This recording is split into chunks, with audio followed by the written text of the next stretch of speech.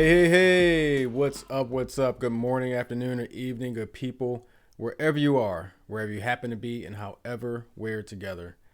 Thank you for being here. I'm Dave, and this is Dave's Head. So, what's in my head? First thing out the gate, let's just kick in the door. We're not gonna wait till 4-4, but let's talk about the Kyrie situation. If you're not familiar somehow with the Kyrie situation, he shared a 2018 documentary entitled Hebrews to Negroes, Wake Up Black America. I will say from the onset, I have no idea about this documentary. I've never seen it. It's not something that's popped on my radar, but apparently it pissed off a lot of people because he shared a link.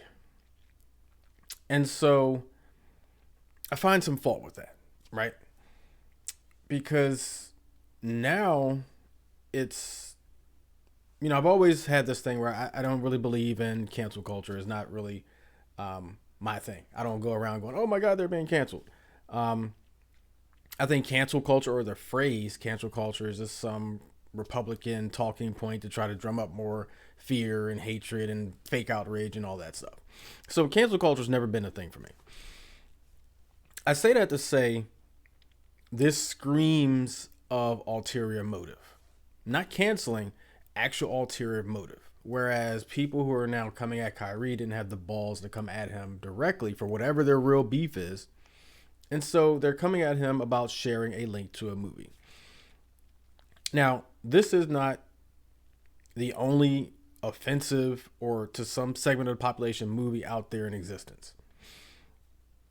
There are some people who find offense to, and I can't remember the name of the actress right now for some reason, but she did the TV series How to Get Away with Murder, and she just starred as like the leader of an all-women's African warrior gang, whatever you want to call it, or army. And there's some black people who took offense to it because of the apparent lack of truth telling that was a part of that movie. So anyone who shared that movie, so they also face the backlash that Kyrie is facing. And it's okay. I mean, this is supposedly a free country. Feel free however you want to feel. Feel free to feel however you want to feel. You want to be pissed off at Kyrie for sharing something you feel that's offensive to you or your people, your background, your culture, whatever. That's your prerogative. I have a problem, though, with the NBA, or his team, suspending Kyrie and then putting this whole list of caveats that he has to do in order to be reinstated. First of all, show me in the players agreement where it says you can fine me or make me pay $500 to any charity for anything that I do. $500,000 is one of the caveats. He must donate $500,000, I think, to anti-Semite or whatever charities. How are you tapping my pockets for free speech? That's number one. And then he's got to apologize, which I swear he's already done that. And I can't remember all the caveats, but it's like 5 things he's got to do in order to get back on the team. I think sensitivity training or something like that, or talk to Jewish people. I don't know, something, whatever. If I'm him, I obviously don't have his money, his career, his lifestyle. Don't know the implications of what I'm about to say. But if I'm him, fuck you. I'm not doing any of that. And excuse my language, but no, hell no. I have the right to say what I want. I shared a link, and I'm in my Kyrie voice. I shared a link. I didn't go out and say, I hate Jews or I hate this person. I shared a link to a movie, which, by the way, you can find on Amazon Prime and a bunch of other places. This movie is apparently out there, fully and freely distributed for all to see and watch. Not like it, whatever. You can 5-star rate it. You can 1-star rate it. It's a movie. Somebody's creative juices created this movie. Again, I haven't seen it. Don't know how offensive or not offensive it is. I know I've seen a lot of offensive movies in my life. I didn't go tapping somebody's pockets for $500,000 for somebody putting it out there that the movie exists. And that's my problem. We're supposedly a free country, right? And I can go down the list of people who have posted some really messed up, offensive stuff that didn't get their pockets tapped, didn't get, all this fake backlash. I'm calling it fake because I feel like this is about something else. This is about something else, and they're using this as an opportunity to come at Kyrie. Now, I'm not some crazy rabid Kyrie fan. I don't even start watching the NBA until after the All-Star break. It's too many damn games. Like, I'm not gonna sit there and watch 82 games of my team. I'm just not gonna do it. And so I'm not as attached to the NBA as I would say the NFL or college football. But this this whole situation, and I'm not laughing at the situation, I'm not laughing at the movie, I'm laughing at the fake outrage. I'm laughing at these conditions that the NBA now is stepping in and putting, or excuse me, the Brooklyn Nets are stepping in and putting these conditions on Kyrie to remove his suspension. It'll be interesting to see what the Players Association does. Apparently, they're supposedly going to try to intervene on Kyrie's behalf, which that's their job. So like the union, that's their job, to defend their rep, if you will, or rep their employee, if you will, or their whatever it's called with unions. So we'll see where this goes.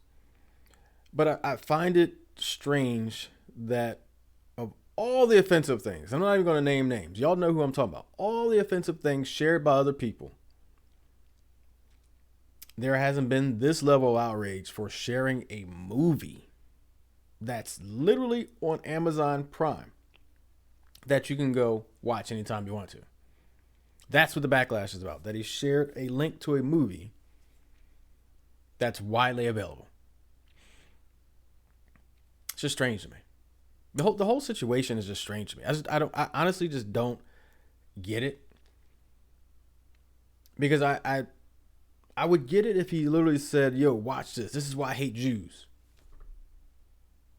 Or something to that effect. And maybe I'm wrong, but to my understanding, he never said anything derogatory about Jews. He shared a movie link. And where do we go from here? If I share, say, I'm going to go see Black Panther tomorrow. If there's some line in that movie that's offensive or might be derogatory to somebody else, and I just share the movie, can they go in and say, well, Dave said that he shared this movie, so he must support this offensive line in, the 13 seconds of this line in that 2-hour movie? Is that where we're at? First, I'll say this. I don't really care about your opinion. I'm going to share what I want to share when I share it. You don't have to like it. You don't have to follow me. You really don't. Move on with your life. Number two, again, we claim to have free speech. Now, I've always said free speech does not free you from repercussions. Now, granted, repercussions could be people stop buying Kyrie jerseys. People stop supporting the Brooklyn Nets. People stop watching the games. You don't have the right to tap his pockets. You don't honestly have the right to suspend him. If I'm Kyrie, I'm filing a lawsuit. Y'all want to turn up on me? I'm going to turn up right back. That's how I feel about it. Kyrie should sue the shit out of everybody. Anybody who's touched this. That's my opinion. The next thing that's on my mind are the elections. For weeks and weeks and weeks, a long time, we were told by talking heads all throughout the media that this huge, big red wave was coming. We were turning this country from red, white, and blue to just straight red. Now, I don't mean Soviet Union red. I mean conservative red. GOP, you and me. That's what we were doing. And then Tuesday happened. This past Tuesday, you see me, if you're watching on YouTube or a Spotify video, you see me sporting my John Lewis, my brother, late brother, fraternity brother, John Lewis. It's just kind of like my uniform when I go to vote on election day. I got to rock my John Lewis because he said go out there and vote and get in good trouble. But we were told this big, massive red wave was coming. And as we sit right here, right now, because listen, I do this every year. I talk about it every year. I've been talking about it for way over a decade. Every time election season comes around, I ask the same damn question. Why is it that I can pay my taxes online? I can log into the site, verify my identity, all these things, and pay my taxes. I can pay the government what they want from me or what they tell me I should pay them. Every year I can do that. I can log into one of my bank accounts whose identity has already been verified. I have a login and password. I can send you $1,000 from my bank. I can log into PayPal, send you $1,000. I can connect to my Cash App, send you $1,000. But when it comes to voting, I've got to go stand in line. Why is that? And even if I do early voting, you got to match signatures and all this stuff. So there's verification in place. When I went to vote on Tuesday, 2 days ago, when I'm recording this, when I went to vote, guess what they did? They wanted my voter registration card or my ID. Cool. Which one do you want? Because I got both. Verification done. Ching ching. And I voted. How's that any different from me voting online? I can scan. Matter of fact, we can do this on our phones. I don't even have to sit in front of a computer. Literally, we can scan our IDs on our phones. I know we've done it already because I know I've done it for healthcare. I've done it for life insurance. Taking a picture of my ID, front and back. And then my front camera took my picture to verify it was me. We can do this. Why do we have to get out of bed even to go vote at this point? I can log into my phone, go to my Amazon Prime account, and buy a shit ton of stuff, and nobody bats an eye because I'm spending money. But my ID's been verified. My bank processes the transaction. My stuff comes the next day because I got Prime and I pay for that overnight stuff. So why can we do that? We can't vote online. I ask this question every single year because it's 2022 and it makes no sense. It's not fraudulent. It's actually efficient. It's very efficient. The deep dark secret is more participation in elections does not really bode well for one party. Republicans don't do well when there's a wide turnout, a big turnout. It's just look at the history, do your own research. Democrats don't do well when the turnout is lower.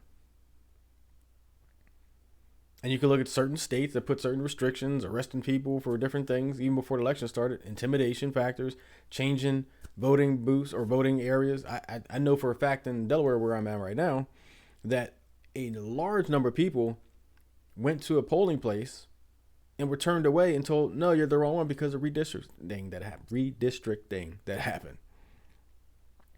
Now, whether those people say it was 100 people, whether those 100 people took the time and went to the other place, it was supposedly a 5 mile or 5 minute drive down the road or something like that. But whether those people who had already carved out time in their day to go vote left and went to the other place, say it was 50 of them. Now you lost 50 voters, regardless of who they were going to vote for. I always say, I don't care who you want to vote for. Number one, vote. But number two, there should be no restriction to voting. I'm totally okay with a official ID being the only requirement, or voter registration card, which is the case of the place that I went to. Which I never thought about that. If you have a voter registration card, here you go. That's me. I'm voting. But no red wave. Pissed off a lot of people because it wasn't supposed to be this close. So as of right now, as the time I'm recording this, the Senate is officially tied up 48-48. Now it's really 46 for the Dems with 2 independents who kind of caucus with the Dems. So it's really tied up 48-48. There's really 3 races that are going to decide who has the majority power in the Senate. Now, granted, if it finishes 50-50, the Democrats have the tie because Kamala Harris is the vice president. Vice president breaks the tie in the Senate. I can't see a situation where Dems in the House put together legislation. It gets tied in the Senate. It's Joe Biden's initiative. And Kamala Harris goes, you know what? I'm going to vote against this. I can't see a situation. So it's a Dem majority. The first is in Arizona.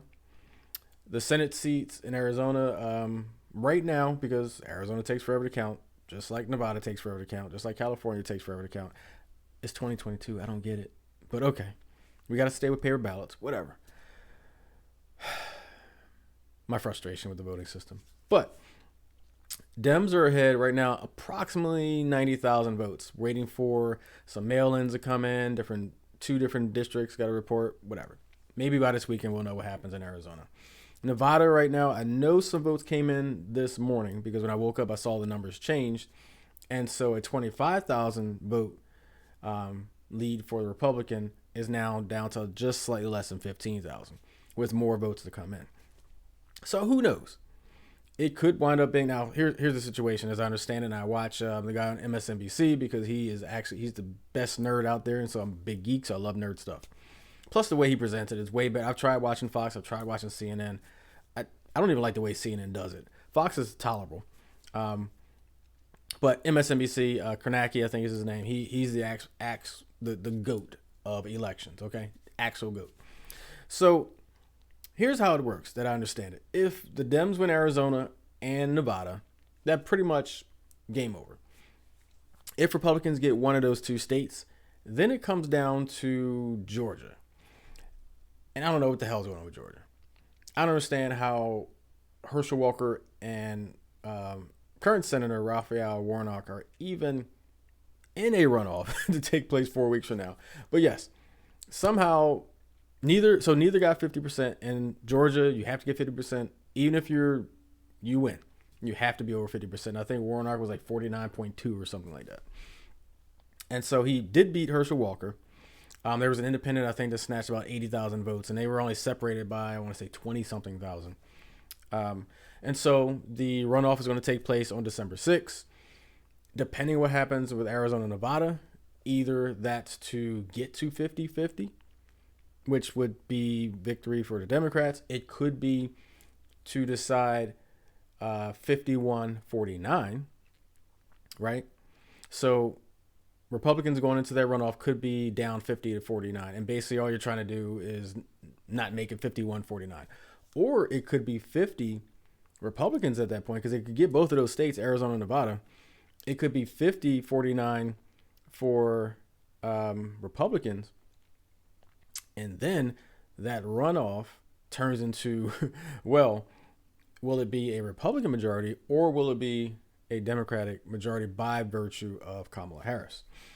So, bunch of scenarios here, right? But here's the thing. In the House, it's currently projected to be 222 to 213 for the Republicans. Here's the issue. Right now, the plus or minus is 7. So the high that could be there for the Democrats is actually 220. You need 218 to have the majority in the House. It's possible that after all said and done, the Democrats could have the majority in the Senate kept and a majority in the House kept by like literally 2 representatives. Or it could be the Republicans actually get the House back and take back the Senate. Now, if you've paid attention to politics in the last 20 freaking years, you understand that if the Democrats lose the House and the Senate, nothing will happen at all legislatively to benefit you or I for the next 2 years. It literally will be a shit show in DC, because even if legislation passes by the majorities the Republicans will have, Biden will veto it, and then there's no veto-proof majority that the Republicans will have, so the veto will stand, the law won't pass, nothing will get done. And they'll have this whole shutdown thing every time it'll go through, and it'll raise and drop the Dow, and it'll just be a fucking mess. My preference, and again, I'm an independent, I've talked about being independent, my preference is, regardless of what party is president, that I prefer that party to also have the legislative branch. Why? Because something will get done. We'll find out if it's the right thing or the wrong thing, but at least something will get done. Because as long as the legislative and executive branches are split, they have shown historically they will not work together for the betterment of me and you. So I prefer we go to the next presidency with the House and the Senate both in Democrat control. That way, you know what? If you screw it up, it's all on Dems. If you get it right, it's all on Dems. We'll see what happens.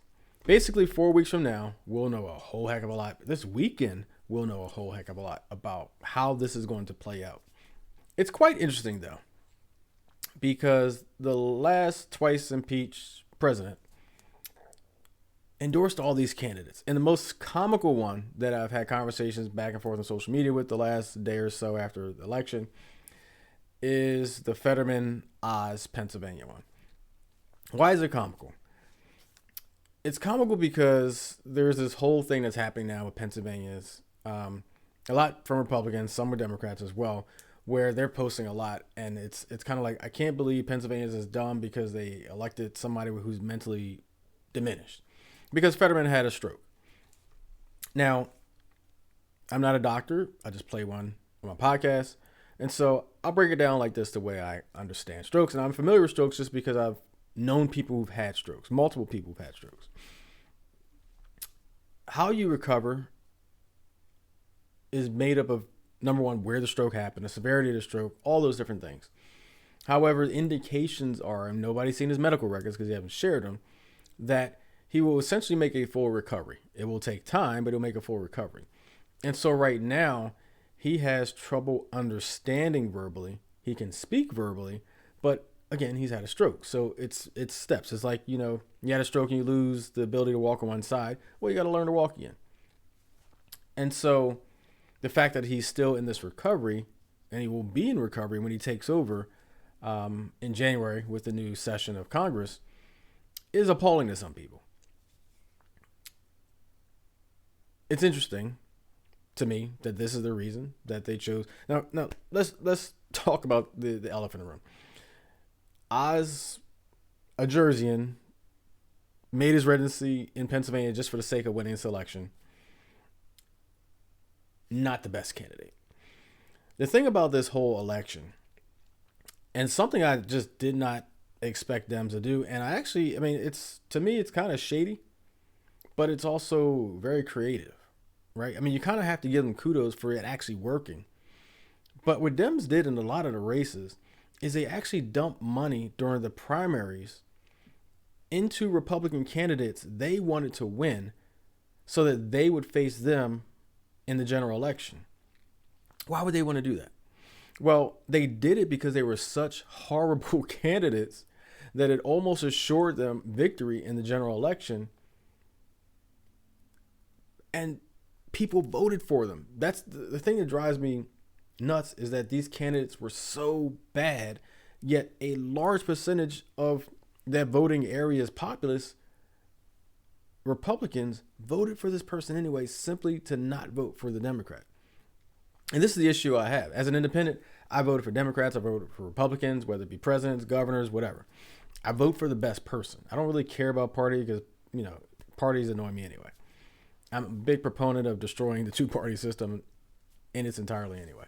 So a lot of these candidates were so horrible, right? Just so horrible that they should have never been the candidate to win. But Dems dumped money into their campaigns, actually bought ads for them so that people would think that these candidates were actually pretty good, vote them in the primary to get them to the general election, and then vote for them again. In a way, it's genius. I'm pretty sure they did not expect this to be the result. And this is the result of that. That strategy to buy the ads for your enemy, so to speak, the enemy of my enemy is my friend, it worked. I mean, the reason we're actually talking about no red wave is because Dems held seats or took seats from really bad candidates. And so my suggestion to Republicans is to go back and strategize, look within at the candidates you're putting forward and dumping money into, because I would do it again. I mean, I honestly would do it again. I would pay, and assuming Warnock wins, and I think he'll win just because I think now that there's no governor, right? Because Stacey Abrams lost the governorship for Georgia again. And so my belief, and I don't know this to be a fact, but my belief is that Herschel Walker was brought up by that gubernatorial race. And so now you have a runoff, it's mano a mano, right? A lot of people who just probably voted straight Republican didn't really care about Herschel Walker specifically. They wanted Stacey Abrams not to win because Stacey Abrams was blown out. But now that you have mano a mano, there's a lot of trouble with Herschel Walker. And so we'll see if it's a 5 or 6 point win for Warnock. We know that, to me, Herschel Walker was brought up by the governor race. If it's, again, less than a point or within 1 point, then there's a lot of people who voted for the governor race that said, screw it, I want a Republican. Or maybe people who sat out and said, I gotta get in there and vote now for Herschel. So we'll see. We'll see how it goes. Interesting election, I'll say that.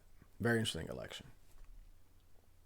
What's in My Head is brought to you in part by Digga Movers, your safe and swift moving company. An A-plus rated one-stop shop licensed and insured moving company, providing local and long-distance services on the move. For more information, visit their website at www.diggamovers.com or call 1-888-77-DIGGAM. That's 1-888-773-4436. Now, the last thing that's on my mind is probably the most annoying of the three things, even the Kyrie situation. And that involves a racist incident that occurred at University of Kentucky. And so I'm not going to say the name of the person who is racist because I can definitively say this person is racist. Alcohol doesn't make you racist. Alcohol makes you very comfortable being racist. And so Kyla Spring was doing her job at the school, and a drunk girl comes in, and by Kyla's own description on her TikToks, I actually watched that video. Basically, the girl was kind of stumbling, talking to the elevator, just did not appear to be a student, did not have her badge, all those things. And so Kyla, doing her job, calls the resident assistant, the RA, if you've been to college, on call that night. It took a while for that person to get there. And in the time it took for that person to get there, Kyla tries to prevent this person from going into the elevator because, one, she doesn't have a badge, two, she's intoxicated. And so they're instructed to, one, make sure that they're okay. Make sure that they get to where they're going because they're clearly intoxicated. And so this girl, young white girl, physically assaulted Kyla, hurled racial slurs at her over and over again, and, showed her true colors. I believe the lawyer I read said, she's embarrassed now and she'll probably withdraw. She was pretty much expelled from University of Kentucky, cannot re-enroll. So to me, she may have withdrew. She wasn't coming back anyway. But physically assaulted Kyla, punched her in the head from when I was watching her TikTok. Of course, called her the N-word, told her to go do her chores, called her a N-word bitch. Just all the things I can recall from the video I've seen. And I've seen a couple people talk about the fact that, she was drunk. And I've already stated it. Being drunk doesn't make you racist. Right? You are racist to your core. And being drunk releases that, that filter that says, I probably shouldn't be racist in front of these people. I don't want to show my racism. Being drunk kind of releases those filters that you had, the fakeness that you've actually carried around, trying to be not a racist. And so she was arrested as well because apparently, and I didn't see this in the video, it wasn't shown, but apparently she bit an officer who was trying to arrest her. She resisted arrest. You did see that on the video. And she was charged with a couple crimes, posted $10,000 bail. And I believe her preliminary hearing is in a couple days. And until then, she's basically home and ordered not to drink. I've always wondered, though, just a sidebar. I've always wondered when somebody is sent home on bail and ordered not to drink, how do they know? Because unless they have some sort of drinking monitor or breathalyzer they need to blow into every day, how do you know that they don't drink unless they show up to the court for whatever the next process is and they're step in their process, unless they show up drunk or intoxicated in some way? How does that work? But back to this. So one of the things I talk about a lot is recording everything, making sure that we record everything, because if not for this recording, one, we would have never known what happened. Two, we might not have believed that it actually happened. And I don't say we, including me. I say we, including some of you, way out there in the world. Might not have believed her story if she told it exactly as we saw it on the video. There have been people out there saying, she's just using a race card. I'm pretty sure it wasn't that bad. She's just throwing a race card to stir something up. Oh, it's just them BLM people. But the beauty about recording something, and this is how we've technology wise advanced as society, right? Because we have cameras everywhere now. And so what I always encourage, whether it's police interactions, people interaction, walking your dog, whatever, have your phone with you. Record interactions as soon as they start. There's glasses that you can actually wear that have cameras built into them. I've actually looked into buying one. But and you can get your own body cam. Literally, I can post a link from Amazon where you can actually buy your own body cam. And plus, if you've seen auditing online, one of my favorite pastimes to do when I'm actually chilling on the couch and not doing nothing is watch auditors. Because one, they know their rights, and two, they kind of piss off people for no reason. Literally, the Karens of the world, they piss off. But record everything, because if not for this recording, we would not have seen what actually happened. Like, and I'm gonna say the word. It's going to be offensive to some people, and I apologize. Mute the next 10 seconds if you don't want to hear it. But would you really have believed if someone said that somebody called them a nigger bitch? Like, would you really have believed somebody actually said that to this young lady if you did not have video to prove it? First of all, who says that? Like, I've never heard those two words put together. So I've never heard that before. But not that it's funny, hilarious, haha, but it's kind of like, really? That's the best you got? Kind of thing, right? And if you look at the video, at some points during the video, and I don't know if this is her emotional response to the trauma she's enduring, but even some points during the video, Kyla is like smiling. Like, she even says at one point, I don't get paid enough to do this. And second pause on this topic. Give Kyla Spring as much kudos as you can for not beating the shit out of this woman in real time. Because I got to tell you, I'm a calm dude. I lay back. I like to chill, travel, have some tacos, and enjoy this life. I don't do racism that well. Don't spit on me, because that's a whole trigger.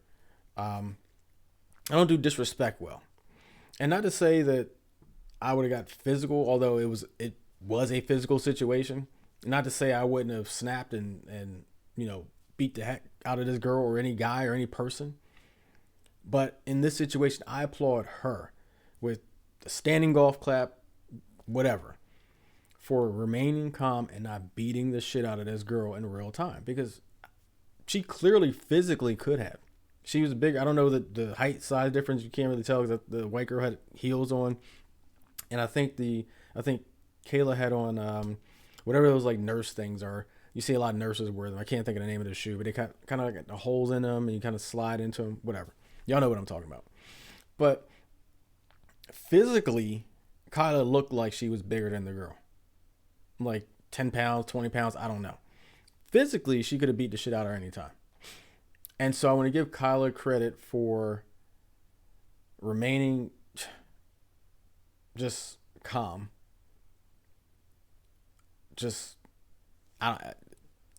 I'm at a loss of words, because just thinking about this in my head, I don't know at that age that I would have been able to do that. And I don't know Kyla's age, but I'm imagining if she's a senior, junior at University of Kentucky, she's 20, 21, 22. I don't know. They get smarter. This new generation, Gen Z, is smarter, so she might be 19, 18. Who knows? Either way, she's between that 18 and 22. I'm assuming I'm right when I say that. Me, 18 to 22 in that situation, I don't know that I've been able to restrain myself faced with that much racism and physical assault that was going on. And so, golf clap to her. But that's what's in my head.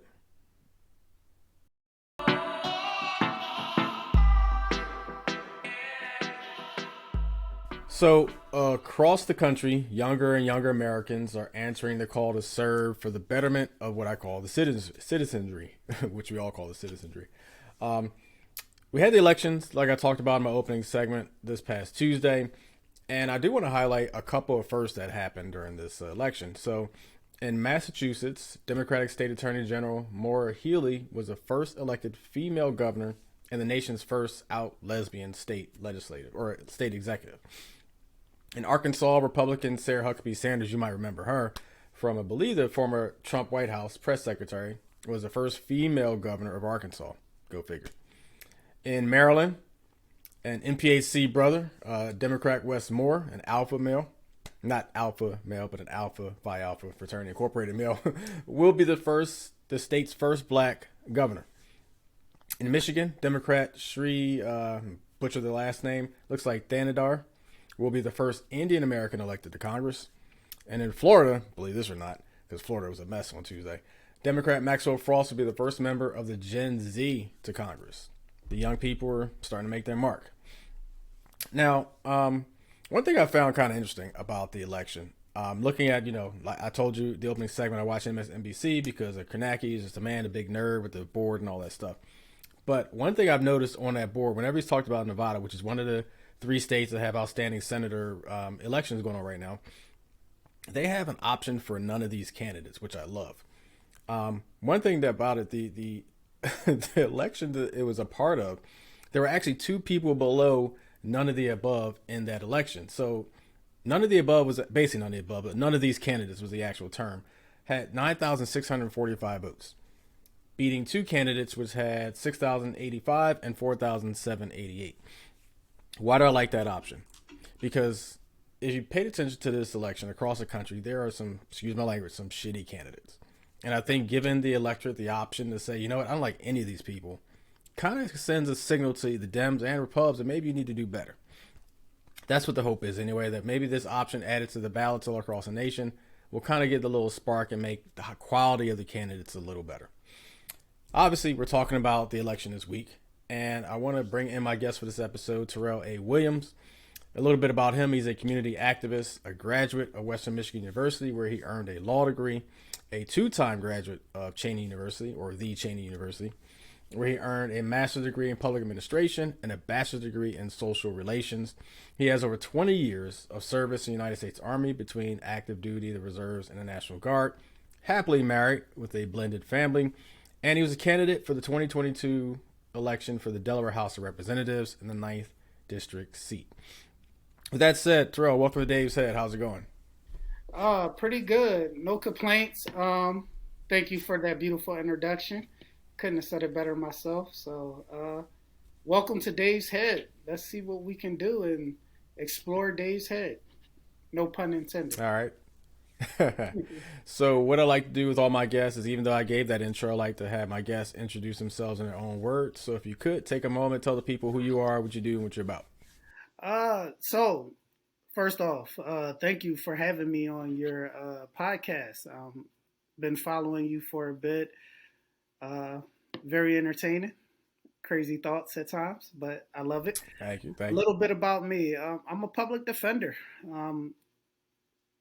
a military veteran, still active in the Pennsylvania National Guard, father of 4, part of a blended family, married, political activist, community activist, big Philadelphia sports fan, member of the Phi Beta Sigma Fraternity Incorporated, and a Delawarean, a transplant Delawarean. I'm originally from Philadelphia.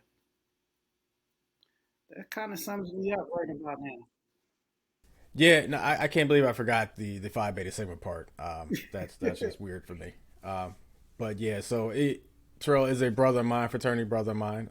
You would be, I believe, the 4th fraternity brother I've had on my podcast in 3 seasons. I think 4. 4 sounds about right. You know, But so that's progress. yeah, yeah. Listen, we got some good brothers in the fraternity, so including yourself. So it's always good to get you brothers on and talk about the real stuff. So let's get into some Q&A, and let's start with the election this past Tuesday. And what inspired you to run for that 9th seat? First, I was prompted by members of the Ninth RD, the Democratic Party. So I came out of nowhere in 2020 and jumped into the Delaware primary for the 14th senatorial seat. At that time, Senator Bruce Ennis was holding that seat. He's now retired, and congratulations to Senator Kara Hoffner for taking over the 14th Senate district seat.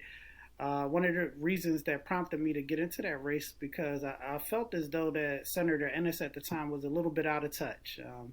he's been in office for as long as I've been born. I was born in Mm, 1982 June, and Senator Ennis took office in 1980. mm, So that is a long time for a person to be in office.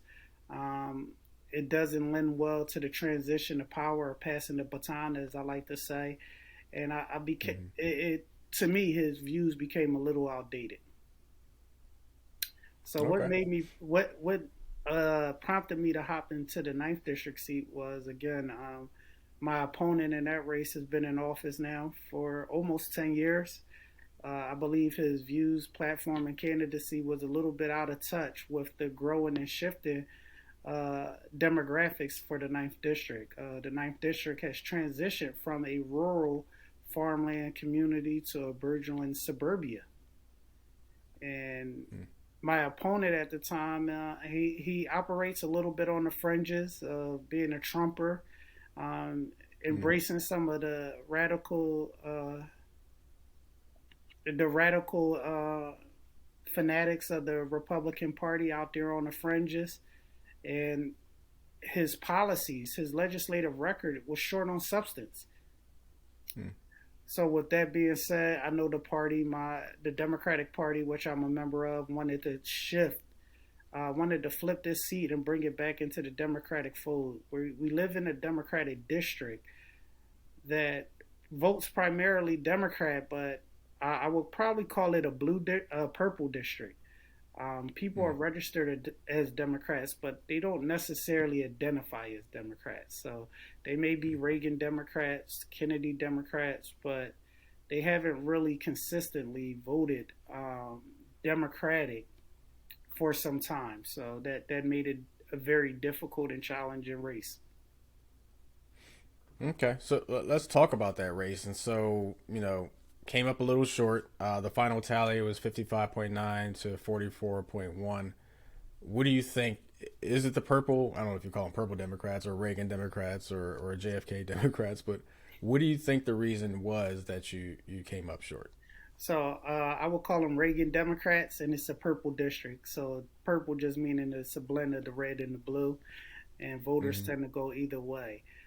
I think messaging at this point, I live in a pretty conservative district. We're below the canal, so we're not connected to the upper portion of the state where people tend to be a little bit more liberal and progressive.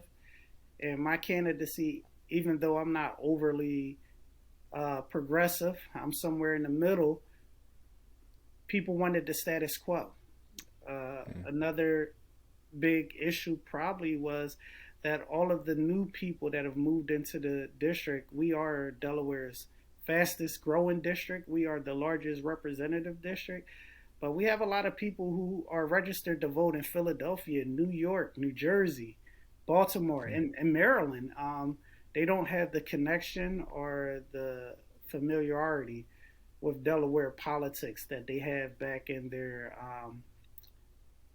original homes. So we as Mm-hmm. Democrats have to do a better job with connecting with those people that moved in and really get them out to vote and participate. The one thing that we have learned over the last four election cycles is that, you know what, Representative Hensley supporters are going to come out. And they're Mm-hmm. fans of his because he gives good constituent services. They don't care about his legislative policy. Um, Election night, I remember I was telling you that a black person can win in my district. And you know what? I was wrong. I think black people can win in this district. It's a pretty diverse district. And looking at some of the exit polling, um, the Republican candidate for treasurer, Greg Cloverdale, did pretty well in this district. A black Republican. People in this district like conservative ideas. And what that tells me is that we as Democrats, or me as a candidate, next time if I choose to run or go for another office, we have to make our message a little bit more digestible for people below the canal. Um, Mm-hmm. we're a different community, we're a different segment of Delaware's population, and we don't have the hustle and bustle of Delawareans above the canal in the Wilmington area, the Bear area, Newark, and so on and so on. So I think for me, moving forward, next time I have to come up with a more digestible message, uh, really entice people to come out and really participate in the election process and really get involved in some of the local activities that we have down here in the MOT area, Middletown, Odessa, Townsend. Gotcha. And not just Delaware, but up and down the East Coast around the nation, one of the things I've observed that Democrats suffer from is that apathy. If there's not that engagement, that desire to vote, that's where Democrats really can get hit. Look at the midterm slaughters that happened under Obama, right? It was just really Democrats didn't feel motivated to come out. So how do Democrats kind of keep that, not is a really bad analogy, but keep that rat going around a wheel as far as energy is concerned to keep Democrats coming out voting and voting and voting? Well, one of the things I was just saying and talking with some of my campaign staff about is we were looking at Texas, right? And I think the chairman of the GOP party in Texas put out a message that Ron DeSantis ran on optimism and hope. Mm. And you know what? That is what the Republican Party needs. Well, guess who started that trend? Mm-hmm. Barack Obama. And somewhere Mm-hmm. along the lines, we became a party that is concerned with fighting and combating lies. And we Mm-hmm. spend too much time in the weeds when we can just go back to being the party of hope, being a party that's more inclusive and more representative of what America is, what America can be, in the direction where America wants to go. And somewhere we kind of lost that message. It's been lost in transition as we fight back against lies. We get caught up with the messaging and Republicans playing in the dirt. Um, Mm-hmm. we're always on defense. And I think the Republicans have the right idea. They feed their base optimism. They give their base,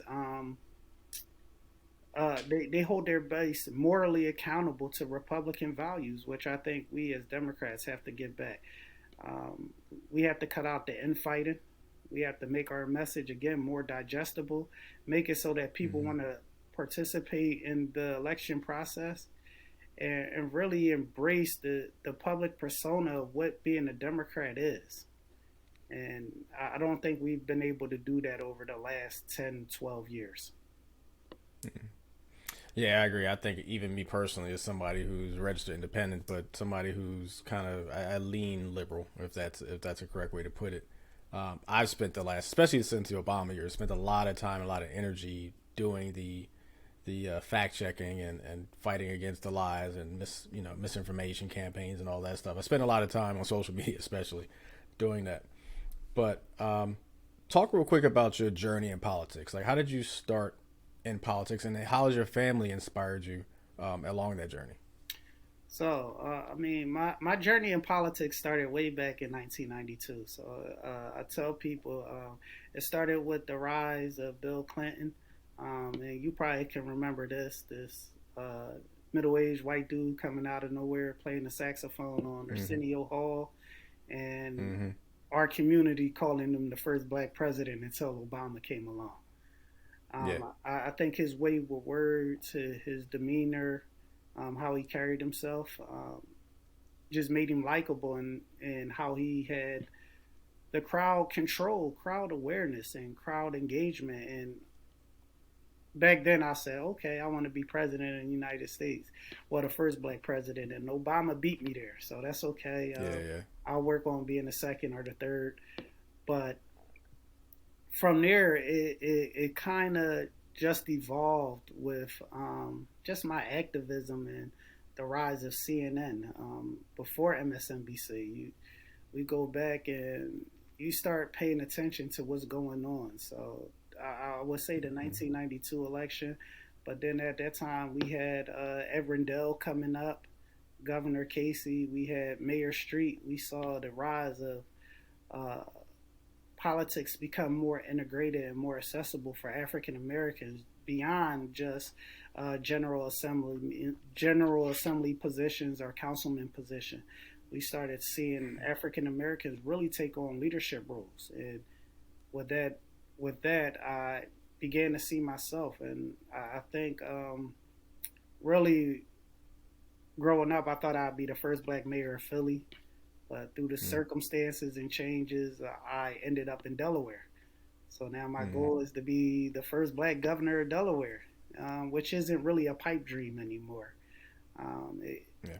we're going to work on making sure that we have some more diversity at the top of the ticket in Delaware, and see if I can put together a platform and candidacy that make people want to help that vision come true. But I think looking back in the early 2000s, I started out volunteering on Al Gore's campaign. From there, our guy out in Detroit became mayor, and even though he had some pitfalls and disappointment, I think he became America's mayor and an inspiration for young black candidates, especially those that grew up listening to hip hop. Uh, that say, "Hey, yo, we can make it there. If he can make it and become mayor of Detroit, now we've all learned from his mistakes and know how to do things a little differently and better." And then during the Obama years, we had Ray Nagins, again another African American candidate who, or mayor, who fell on the wrong side of the law. But during Mm, his administration, during Katrina, you really were able to see some of the things that he was able to do for that city before and post Katrina. mm, And then here, so again, 2020 after the George Floyd incident, I started writing letters. So I'm a letter writer. So I write to the president, I write to our U.S. senators, I write to everybody, especially when I'm bored, or mm, someone give me a little bone to chase. Sometimes I can't help it. I'm like the hamster on the hamster wheel. I'm gonna keep going. mm, I wrote to our everyone in our General Assembly. That's my first interaction with politics in Delaware right after George Floyd. And I told them we need police transparency. We have to change Leopold, and we have to make it so that people, uh, people of color, black people, disenfranchised people, and community do not fear the police. And I wanted to know how many incidents similar to George Floyd have we had in the state of Delaware.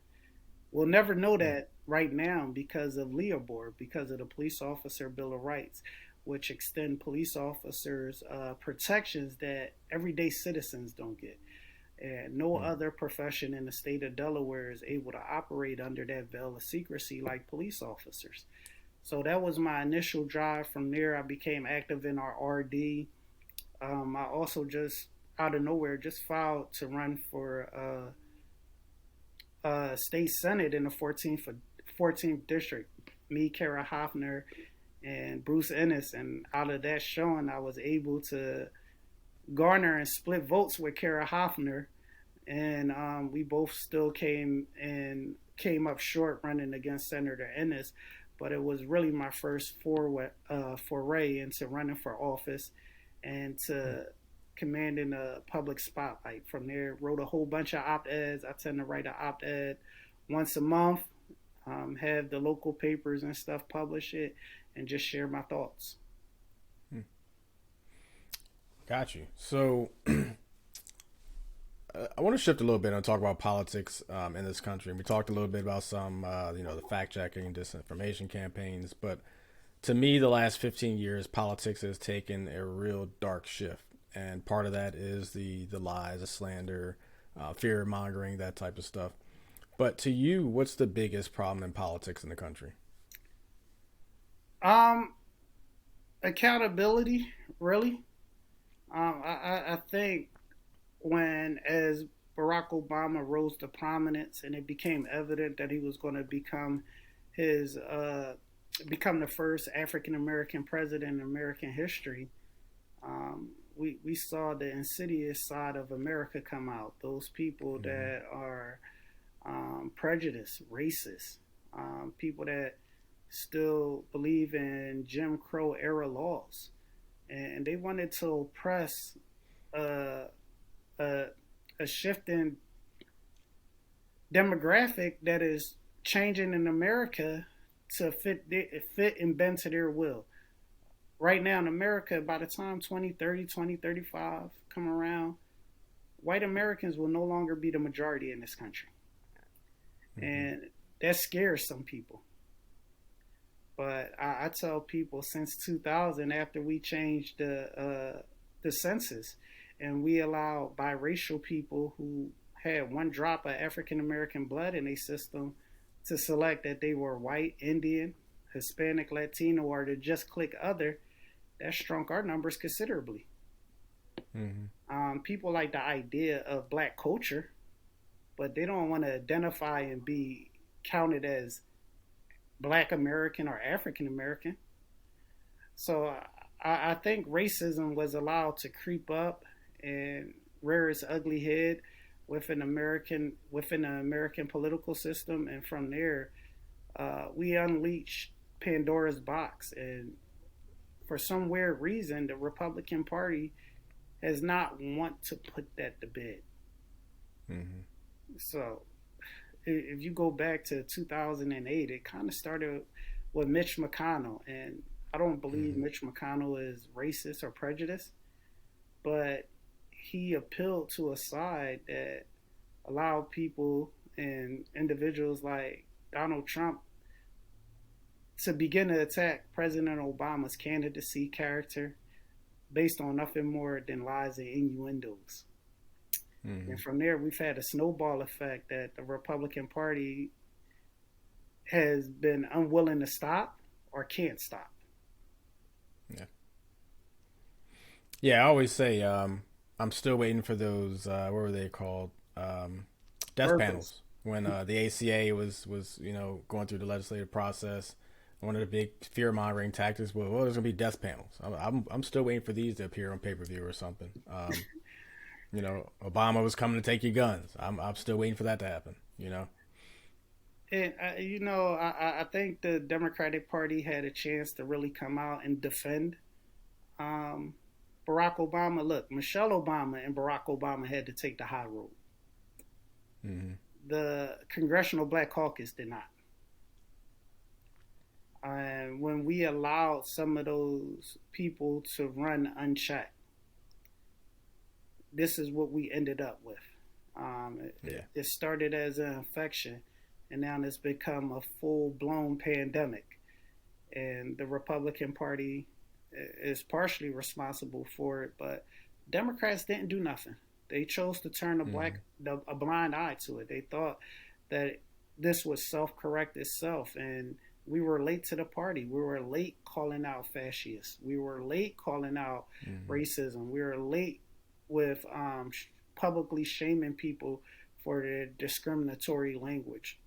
If you go back and look, and you can remember, you look at late night shows, you look at Mm-hmm. Comedy Central or whatever, we were making fun of these people. Mm-hmm. And we thought it was funny when they made fun of Sarah Palin. And now we look back and like, oh, maybe we shouldn't have condoned or laughed this hard. Yeah. And we allowed that stuff to enter public spaces, and now we're dealing with the fallout for it. We have people that openly lie to the American public.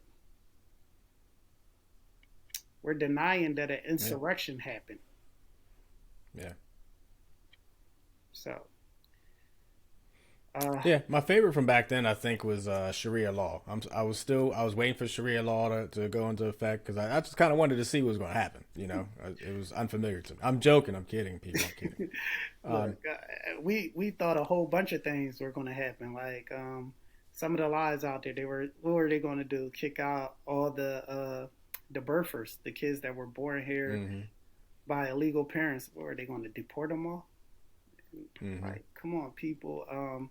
Obama not only was going to take all your guns, but he was going to bring socialism to America. Yeah. Yeah.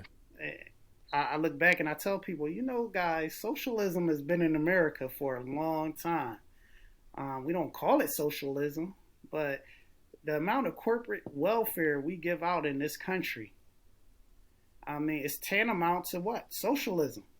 We'd rather Mm-hmm. pay corporations than pay people.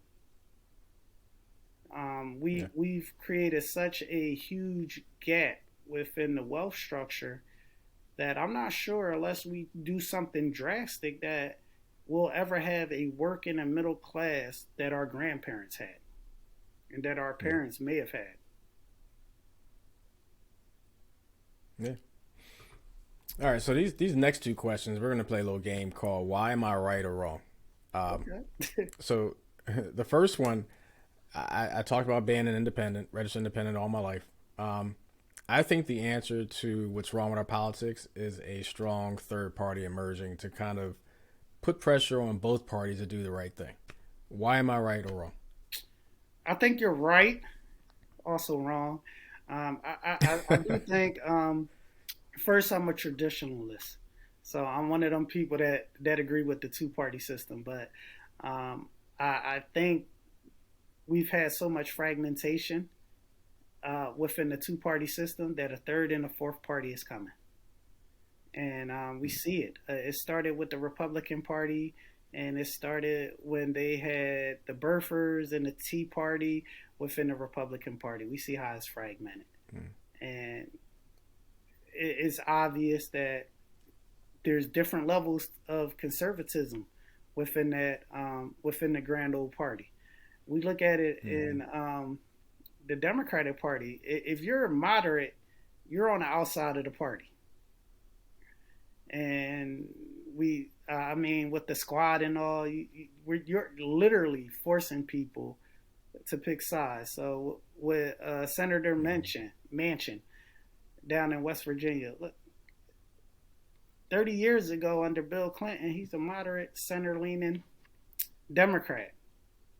Today, my man falls squarely into the Republican Party, but he's not Mm-hmm. Republican enough to fit into Donald Trump's or Ron DeSantis party. So we have to look, and I think Americans, especially our generation, Gen X, Gen Y and Z, and millennials, we don't like being placed into one category. We all like to drift Mm-hmm. across different spaces and don't really like to be defined by one set of rules. We're multifaceted, and Mm-hmm. in that lens, you're right. We need a third party, and I think one is coming. I think the Working Families Party is making a lot of headway, and it's going to challenge the Democratic Party to either uh, get back to its roots in base, like under the Kennedy administration, and really appeal to the working and middle class, or this third party is going to emerge and really take votes away.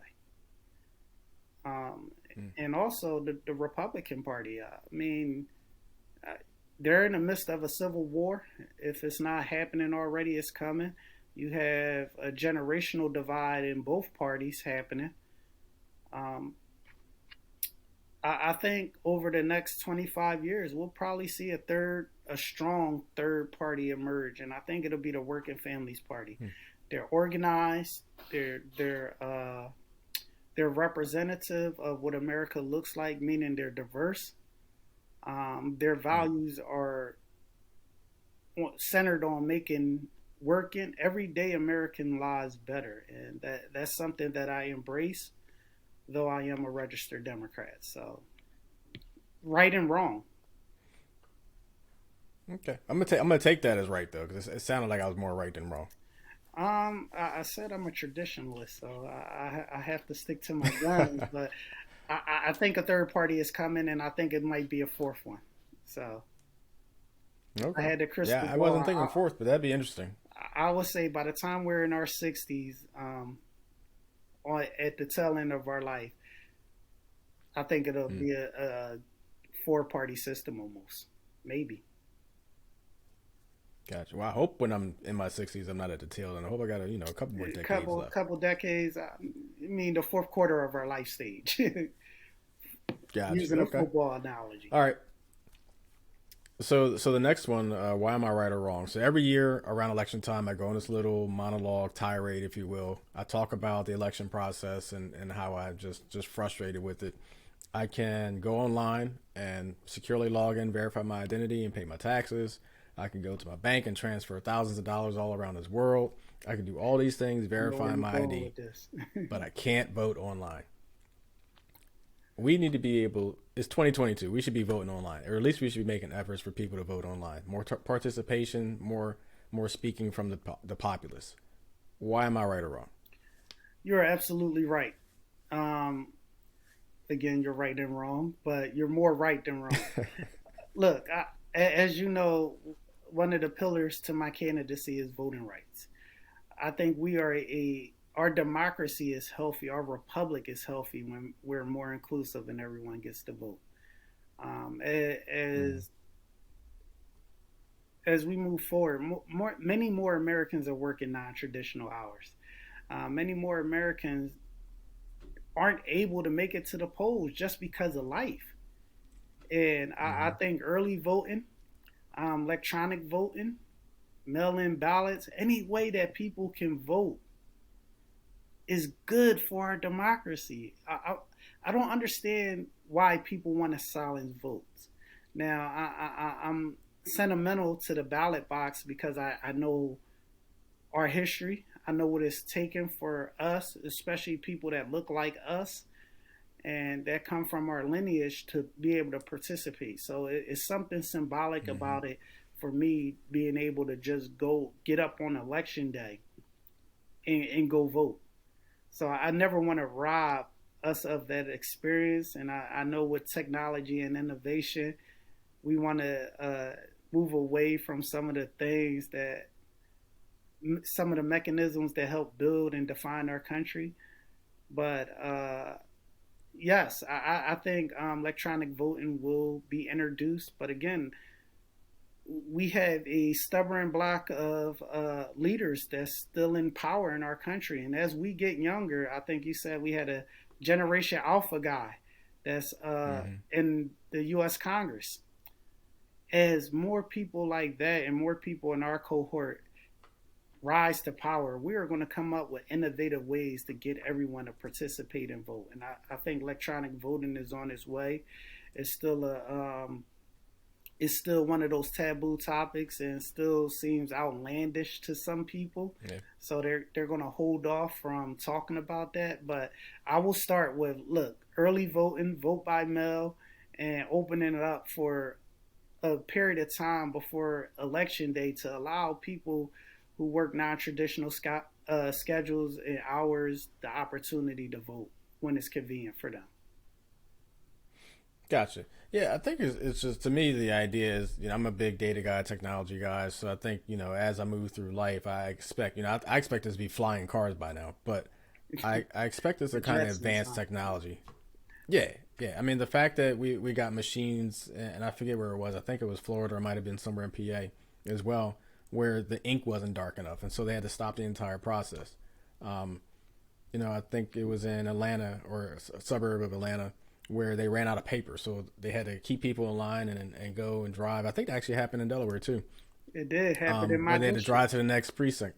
Yeah, the fact that we have those those difficulties with the election process, when literally we can just create an app and vote on my phone or go to a website, and it just baffles my mind. We have enough brilliant minds in this country. The technology is there, the ability to do it. It's just data. That's all it is. So that's I'm off my soapbox, so that's my belief. So I last agree question in with this you. segment, unless you got something, go ahead. No, no, I was going to say I agree with you. I think most millennials, people in our cohort, would agree with you. And the opportunity to allow people to vote easier and the opportunity to get more people involved is the upside to that is enormous. But I think, again, Mm-hmm. it's a segment of our population that don't want more people voting. They want to keep Yeah. they want to stay in power, and one of the ways they do that is by disenfranchising people from voting and making it more difficult and putting up barriers. Mm-hmm. No, absolutely. That's also the other side of that coin too. There's the more participation there is, the worse it is for some segment of the electorate. So All right, so last question in the Q&A section. So I know you talked a little bit about potentially a governor candidacy in the future, but the overall broad question is politically, what's next for you? You know what? I'm gonna sit back. I'm gonna sit back for about 6 months, and evaluate the landscape and see what opportunities are available to me, and what type of support and momentum and donations and fundraising I could build to take advantage of whatever opportunities come my way. So I know that's a politically correct answer, but at the moment, I don't know. But I do know that in 2024, um, there are opportunities for me to again run and try to advance and move Delaware forward within my ability and within my power. And if the right opportunity presents itself, I'll be out there.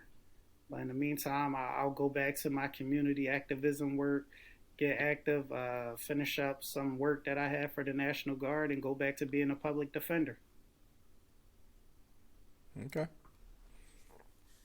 All right. Well, yeah, 2024 is what just around the corner, so that decision is going to be coming up pretty fast on you. Yeah, that gives me about 6 months to rest. You know what? Me and you are going to get into some good trouble. So we have some things on the fraternity side that we can do. I'm encouraging you to run, but Hmm. We I'm gonna might sit talk about back. that later. I'm gonna sit back, check out the landscape, decompress. The loss was I mean, you saw how I handled it. I think I did it with dignity and grace. That's democracy at work. So you want to get Hmm. into this game, you got to be willing. You get in with the expectation or with the knowledge and understanding that you could lose. Yeah. So there's been thousands of people that reached out to me, texting, phone calling, um, emails that have encouraged me to continue to run, and look forward to seeing me somewhere on the ballot in 2024. I'm not committing to that, people, but believe me, I'm okay. I understand how this process works. I'm not discouraged, and I look forward to helping Delaware any way I can in the future. Okay. So that's the end of the Q&A segment, and now I'd like to move on to my favorite part with my guests, which is called First Thoughts. But first Thoughts is brought to you in part by SRA Solutions, simple solutions for complex problems. For over 15 years, SRA Solutions has provided today's solution to prevent tomorrow's problem. SRA Solutions will provide you with effective, efficient, robust, and reliable business intelligence, application website design, PC support services, and so much more. For more information, visit their website at www.sresolutions.org. Now, first thoughts, my favorite segment with my guests. As I like to say, if this is your first time tuning in or watching, shame on you, but I'm happy you're here. The way it works is I present my guests with a word or a phrase to get their first thought. They're not privy to this because that kind of would destroy the whole first thought thing. So, Terrell, are you ready? I'm ready. All right, so feel free to elaborate as much or as little as you want to. I got a couple for you. I start off with a nice cupcake one, or at least I try. I think it's cupcake every time. So the first one is Democratic Party. If I say Democratic Party to you, what's your first thought? We are the party of the majority. So what does that mean?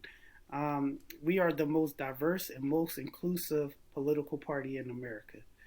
Therefore, I always tell people we are not perfect and we do not always get it right.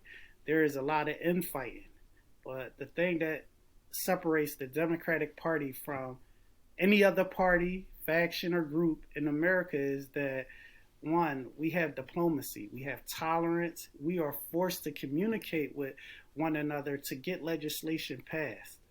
And that means we are forced to compromise a whole lot. I tell people it's the 80-20 rule when it comes to the Democratic Party.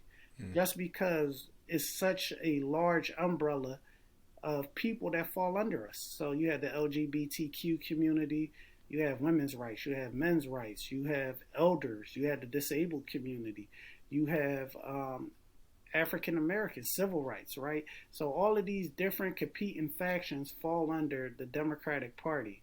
You have immigration. You have the Indian community, the Asian community, the Islamic community. You have Christianity. All of these different competing factions that, um, Mm-hmm. when we're placed in a room together and we have to come up with policies that represent the majority, we have to compromise. And we're not representing just one secular group or one secular interest. We are the party of the people. Mm-hmm. Gotcha. All right, so now let's get into it a little bit. The next first thought is this: if I say Trump versus DeSantis to you, what's your first thought? DeSantis.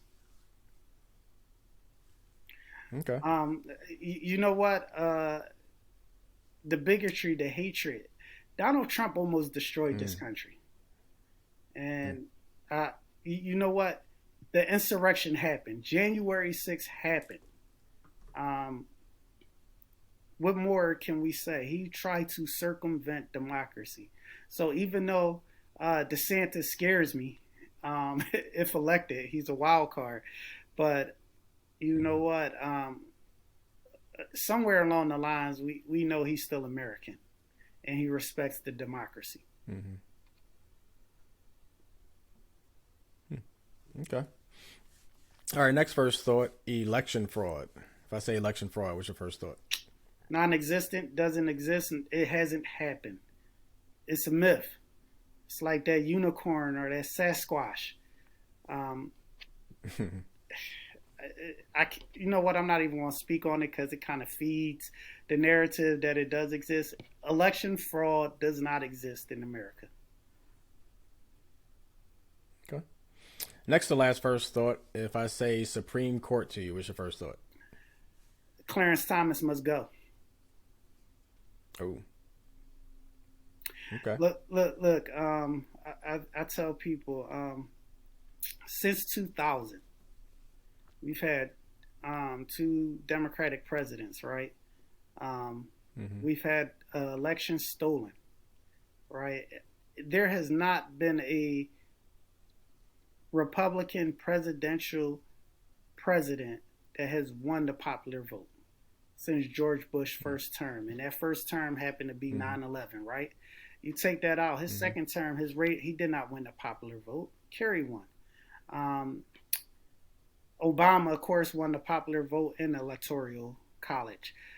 Hillary Clinton won the popular vote. Um, uh, Biden won the popular vote in the electoral college.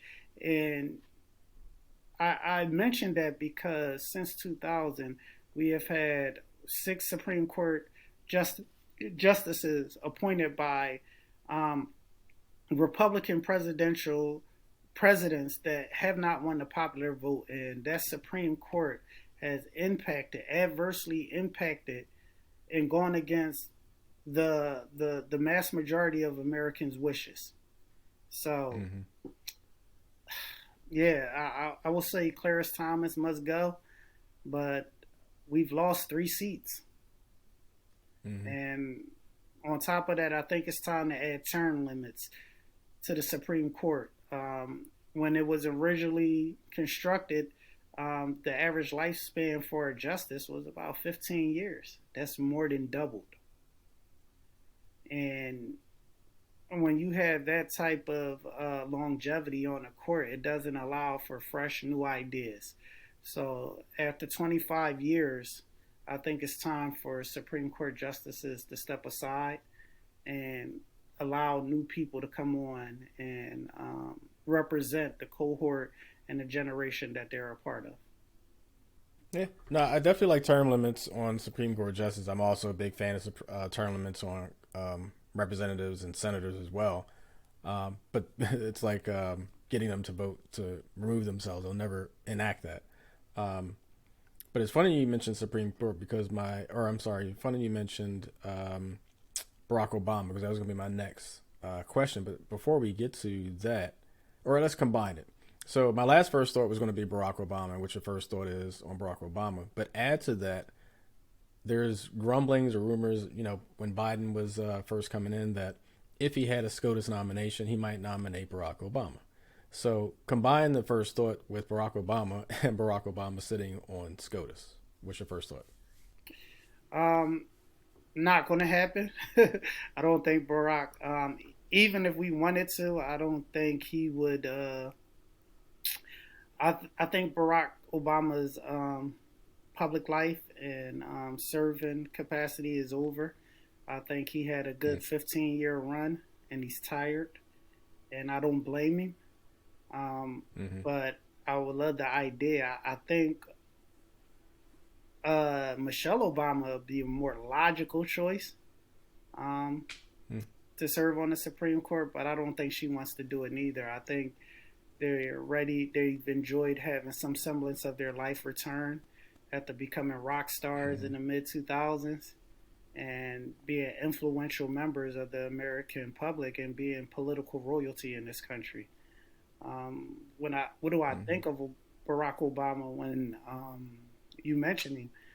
Political royalty, the first African American president, the trailblazer, and you know what? He did it from the muscle. Can I say that? He did it Mm-hmm. like straight from the muscle. He worked his way up. After graduating law school, he worked as a social advocate. He ran for office 3 times before winning. That looks like it's going to be my scenario too, my pathway. Um, Throughout his career, he's never forgot about the common man or the common person. Barack Obama didn't come out of law school looking to make big bucks, even though he could have. He could have went to corporate Mm-hmm. America. He could have went to the Justice Department and been a civil rights icon or followed the footsteps of Thurgood Marshall. But he immediately started serving inner city Chicagoans. And I think that's a testament to who he is as a man, as a person, as an American. And throughout that, despite the strain that it put on his and Michelle's marriage throughout those times, um, he continued to serve people. Mm-hmm. He advocated all the time, all the time, and he took that with him when he started running for office, and when he finally won state senator in Chicago. As the public there got to know him, that catapulted him to running for U.S. Senate, which he was elected. And then from there, after one term in the Senate, not even a whole term, he was elected to the presidency where he was reelected. I think Mm-hmm. Barack Obama, Michelle Obama, the Obamas as a whole are American treasures, and their stories should be told for generations to come, and it will Mm-hmm. be. Absolutely. Absolutely. All right, Terrell. That's all for first thoughts. What I do like to do before I let my guests go is give them the opportunity to promote anything or anything you want to talk about. So if you have anything you want to promote or anything you want to talk about, feel free to do so now. You know what? I will tell people that are going to listen to your podcast that mental health is a rising concern in our country. I don't have to say that. And one of the things that I'm going to continue to advocate for here in Delaware is a mental health court. And I think that we should really work on expanding mental health court and early intervention throughout all the cities and states in America. I think Philadelphia has a model that should be embraced and improved. They have something called a 302 mechanism that allows for involuntary commitment for those individuals who are suffering from a medical emergency. People that are experiencing a mental health crisis are suffering from a medical emergency. Therefore, they do not need to be prosecuted and processed through the criminal justice system. I believe that if we begin to treat mental health symptoms and people suffering from mental health illness, we can reduce our incarceration rate and those people who are incarcerated in America. And I think now is the time to start. Moreover, I would tell people that we as Americans have been doing a social experiment that has adversely impacted the lives of Americans throughout this country. Back in 1980, Ronald Reagan did away with mental health facilities in this country, and went somewhere with community based mental health treatment. And there is a segment of our population, a small segment of those individuals who suffer from mental illness that need to be institutionalized. And nonprofit organizations in this country are doing a piss poor job, and those people are ending up in our criminal justice system. We as Americans have to really get back to thinking what's best for people who are suffering from mental illness and think of ways to better protect those individuals, protect the public, while maintaining their safety and dignity. And I think that is a discussion that should be had throughout every community in this country. And with that, those are my closing thoughts. And Brother Ewins, if I could say that, thank you for having me. Sure. Thank you for your support for my candidacy. Many people don't know, but you were the first volunteer to help me get this campaign off the ground last year. And I'm eternally grateful. I don't normally lean on the shield, but I know at that time you had just met me and were starting to get to know me. But I am incredibly grateful for all your help, your support, and everything that you do, not only for the fraternity, but for the community and for people like me, and helping them achieve, chase, and inspire to reach their goals. So thank you. No, absolutely, absolutely, and I'll pay you for that compliment a little later. You already have, bro. You already have.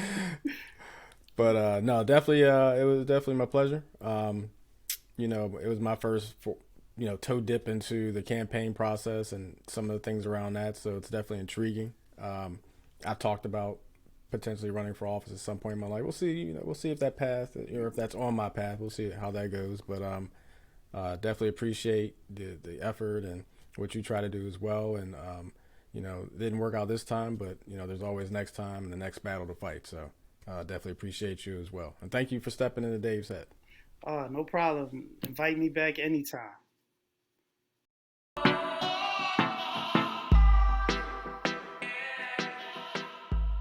My favorite segment, absolute favorite segment of my podcast is my grin, which stands for great reason to be in love with now. Verywellmind.com is an award-winning, quote, resource for reliable, compassionate, and up-to-date information on the mental health topics that matter most to you, whose mission is to, quote, help you prioritize your mental health and find balance amid the chaos of daily life. Now, among the many topics on his site, they talk about relationships and marital problems. Huge section under that. A lot of great topics, by the way. Check it out. Even if you don't have problems in your relationship or marriage, just check out some of these articles. It's really well written. A lot of good gems. Check it out. Trust me. But one article I feel appropriate for this episode, because we're talking about the elections and we're talking about trauma situations, stressful situations, is one called Coping with Political Differences in Your Romantic Relationship. How the hell is this a grin, Dave?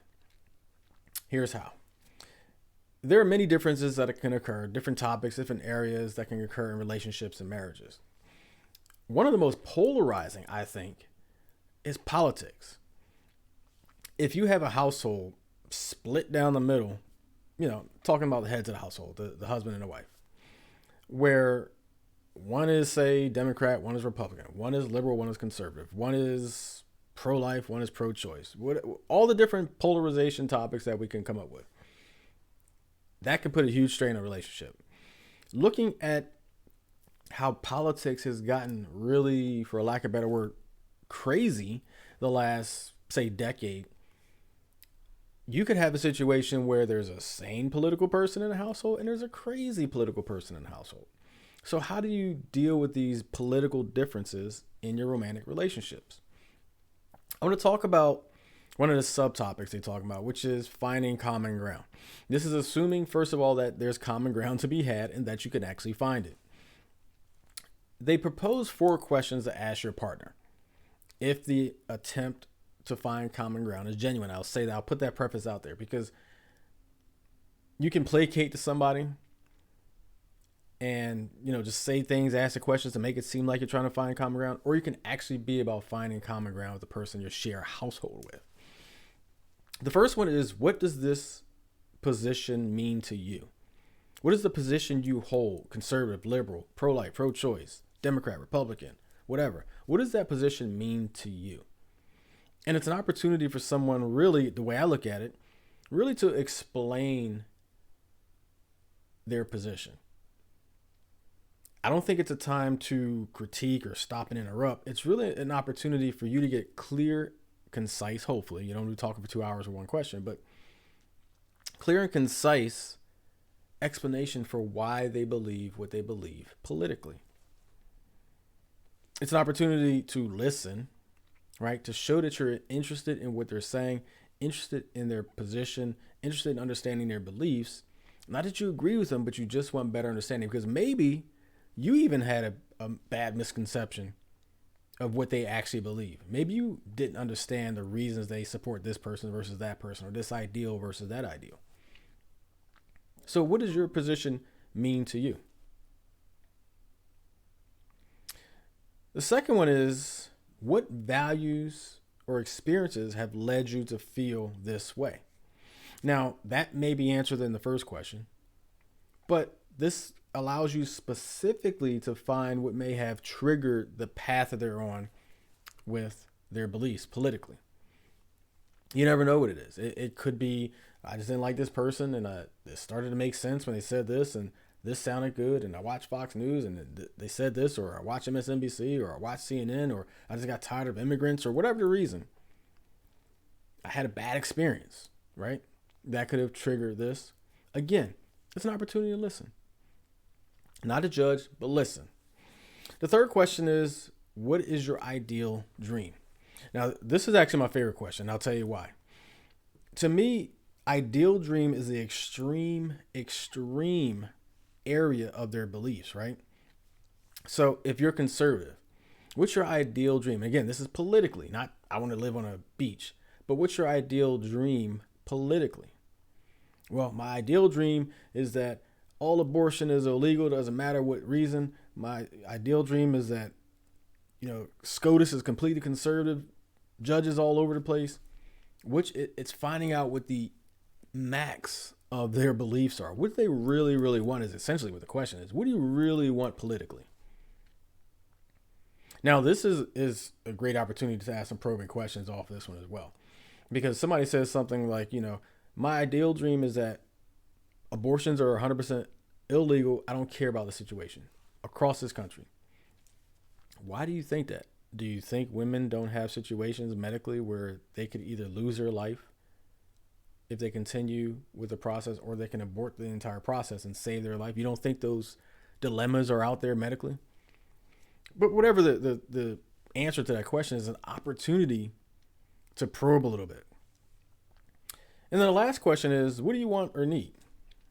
Now, this could get tricky. This could really scare the shit out of you, because what they could want and need is like the eradication of the other party, or death to immigrants. I don't know. Something, it could really show how just fucking crazy they are. Excuse my language. So be prepared for any and every possible thing coming as an answer to that question. What do you want? What do you need? Again, politically. Those 4 questions can start dialogue, allow for middle ground to foster, right? Because here's the thing you don't want to do. You don't want to let these political beliefs split your household in half to the point where it bleeds into the relationship, the core of your relationship, and erodes it. So one of the things they say as well in this article is, if the beliefs are hurting your relationship, right? They say this, quote, criticism and contempt are toxic relationship behaviors, and if they aren't stopped, they can create irreparable damage. I say that's true whether it be politically or non-politically. If you have criticism constantly and contempt for your partner constantly, there's a larger conversation that needs to be had, number one, with yourself, about the status or what should be the status of the relationship, but number two, with them, because obviously they are doing something that you're not willing to co-sign. It's not something that, you know, is a green flag. It's a red flag. And we had a conversation many episodes ago about red flags and those types of things.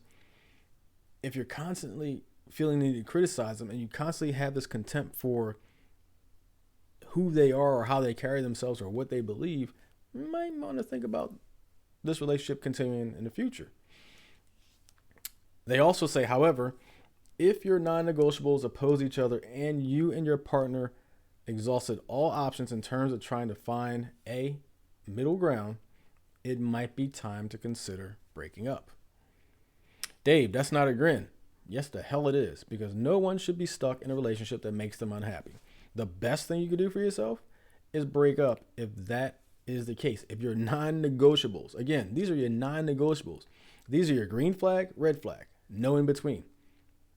If your non-negotiables, again, politically, because politics bleed into life. If your non-negotiables are not being met, or in their case, what they say non-negotiables oppose each other, the best thing you can do for yourself, for your sanity, for your happiness, is break up. It's okay. That's a grin. A great reason to be in love right now is because you're loving yourself enough to end the relationship. Absolutely. The last thing I want to talk about is what to do if your partner has been manipulated by propaganda. So they talk about this in many different aspects. I'll give my own spin to it. And I'll wrap it all up by telling you somehow there's a way that this is a grin. First of all, it's important to note, they say, that propaganda works because something about the message communicates with the people's inner hopes and fears. If you paid attention to politics the last 15 plus years, it's become very much about playing or communicating or resonating with people's hopes and fears. And so those things have gotten to the point where it's extreme and created extreme reactions that have led to people being manipulated politically. It sucks. It's bottom of the barrel disgusting to me, but it's part of politics now. It's the root of politics right now, and it sucks and it's shameful. The first thing that they say, and I also agree with, is do not shame them. Don't shame them. Don't shame people. Listen, it's funny to tell jokes about some of the wackos out there. I get it. I do it myself. But don't shame them. Again, this is if you're trying to continue this relationship. Now, I'm not saying that if you're not trying to continue a relationship, shame the hell out of them. That's not what I'm saying. I'm saying if your intention, this is the whole premise of this whole thing, if your intention is to build a solid foundation of common ground between the two of you, these steps or these things that I'm saying are essentially a part of that, an essential part of that. Don't shame them. Regardless how ridiculous the propaganda has manipulated them, don't shame them. Have conversations, talk factually. But you don't want to, as a number two thing, you don't want to bombard them or overwhelm them with counter evidence. I'm a data person. I'm a black and white type of person. I'm a facts-driven individual. The premise of me is to bombard you with counter evidence. I should have been on a debate team in high school, if there was one. I don't think we had one. But if there was one, I should have been on it. When I'm presented with facts, verifiable facts, because not all facts are facts. That's a whole other topic. Verifiable facts, data-driven facts. And I'm presented with the counter of that or falsehoods by someone, my immediate reaction, especially if I know it verbatim, I won't remember your name, but I'll remember facts verbatim,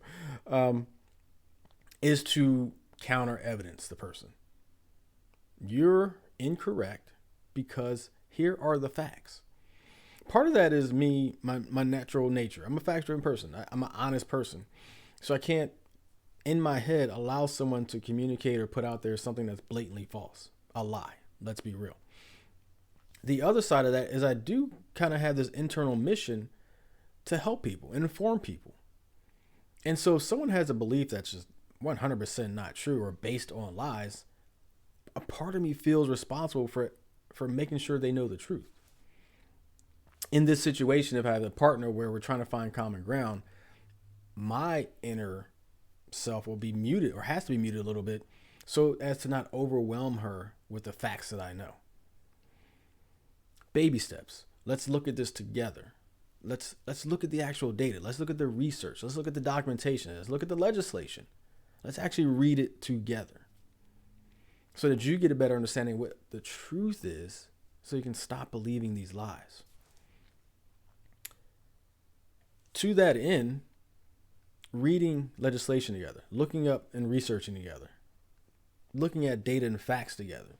To that end, the third thing I think that's very important is after we do all these things, in order to build this common ground, the next thing is to ask genuine questions to promote critical thinking. Now, in the beginning, that critical thinking is going to be extremely hard for them to do. You can show them that an apple is red and an orange is green. Orange is green. An apple is red and an orange is yellow. What the hell? An apple is red and an orange is orange. I'm not even going to edit that out because what the hell just happened? You can show them that an apple is red and an orange is orange. My problem is I was going to my next thought before I finish this one. You can show them, and I'm trying this a fifth time. You can show them an apple is red and an orange is orange. But if they believe that an orange is purple and an apple is blue, it may be hard, even with evidence, to convince them of the true colors. It may be even harder after you show them what the truth and the facts really are and start asking them questions. So what color do you now see an apple as? Or do you see how this is a lie? It may be really hard for them to critically think and properly answer, even with the new information, because it's been so entrenched and just rooted in their brains.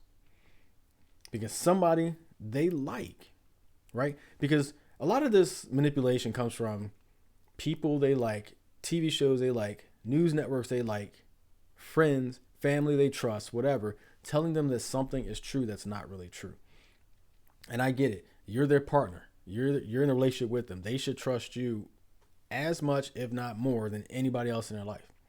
However, they may have a foundation that's rooted in falsehoods and lies and manipulation. And so you coming in, trying to change them, regardless how long you've known each other, may not be the thing that they easily handle.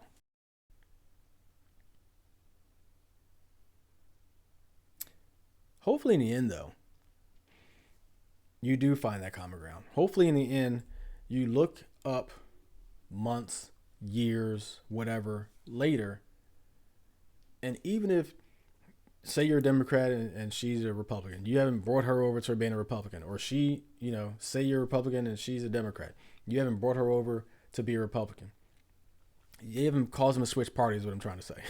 I feel like I'm still stuck on this apple orange thing, but you haven't converted them from the party or whatever. You haven't changed the root of their ideals, their foundation, but you've got them to have common ground. And hopefully that common ground is rooted in facts, right? If nothing else, if you start to have that similar path of walking together, being that the thing you walk on is facts, the things you stand on is facts, regardless what your party affiliation is, if you have that, then hopefully, politically, your house will be calm, loving, rooted in fact. And that's all you can ask for. You can have different party affiliations. Look, we can have different signs on the lawn, don't matter. It's like being in a household with a Cowboys fan. And I've done that, unfortunately. We can have Eagles and Cowboys banners all over the place. Split the yard in half. Who cares? I had a rug that had Eagles on one side and Cowboys on the other. But we've got to be rooted in fact that the Cowboys haven't won anything in 26 or 27 years, and the Eagles won a Super Bowl a couple years ago. That's got to be a factual part of the conversation. Just saying. 8-0. But hopefully that allows your relationship to be able to handle the political ups and downs and swings back and forth. And think about this. One of the most polarizing things in this country right now is politics. If you can get it together as a partnership, because that's what relationships are, partnerships, through political disagreements. That'll set up your relationship to handle just about anything. And I don't know about you, but that's an excellent, amazing, great reason to be in love with now. Just saying. I want to thank Terrell A. Williams for stepping into Dave's head and just kind of, talking about the situation with running for a position and not getting over the hump. I'm sure it was a tough conversation to have. It's a tough reality. But as you heard, he's not done and there's more to come. Not everyone wins their first or, wins every contest they get into politically. But if they, keep walking the path, keep, the mission going, then anything is possible. Check him out at www.terrell4de. So TERRELL, the number 4, the letters DE.com. And on Facebook, Instagram, and Twitter, you can find him at Terrell for Delaware again. So TERRELL, the number 4, DE. Support our sponsors, Digga Movers, for all your local and long distance moving needs. Find them at www.diggamovers.com. That's www.diggamovers.com. And SRE Solutions for all your PC support, repair, antivirus removal, network setup, configuration, all types of stuff. You got an office you need wired, they do that too. Check them out at www.sresolutions.org. That's www.sresolutions.org. And if you're interested in sponsoring on Dave's Head, reach out to me on any of my social media, and I promise we can make it happen. So, free speech, midterms, and common ground. All great reasons to be in love with now. That's all for this episode of Dave's Head. Follow and feedback on our Dave's Head Podcast Facebook page, on Instagram and Twitter at Dave's Head Pod. Subscribe and give your sentiments at Dave's Head Podcast on YouTube, and listen on your preferred podcast player at anchor.fm/Dave's Head Pod. For more information on all things Dave's Head, check out our website at daveshead.card with 2 R's.co. Episodes premiere on the 2nd and 4th Fridays of the month. Thanks to all my headers for tuning in, and remember, enjoy life, because life should be fun. Take care.